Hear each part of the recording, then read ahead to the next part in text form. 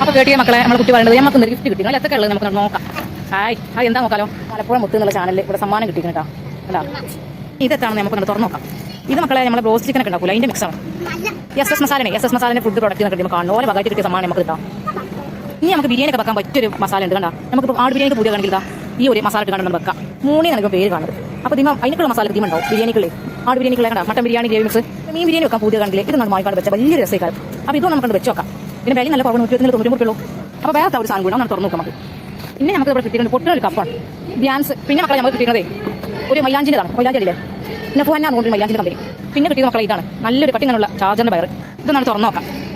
എത്തോ നല്ല കട്ടിളി ആദ്യമാ നമ്മളൊരു കനം ചാർജ് സൈസല്ലേ കാരണം ഇതിപ്പോൾ നമ്മളെ ഫോണിനൊക്കെ പറ്റിയ സൈസ് ചാർജറിനാണ്. ഇതിൻ്റെ ഒരു മണ്ണം കണ്ടി നിങ്ങൾ വയറിൻ്റെ വേഗം ചാർജ് ചെയ്യുന്നുണ്ട്. 100 സെന്റിമീറ്റർ കേബിൾ ലെങ്ത് ഉണ്ട്. അത്യാവശ്യമുണ്ട്. പിന്നെ ഫാസ്റ്റ് ആണ് സേഫ് ആണ് കൂടെ എഴുതി വെച്ചിട്ടുണ്ടോ ഉഷാറാണ് ഇതിൻ്റെ പേര്. ഏതായാലും റാഹത്തായി അൽഹംദുലില്ലാ.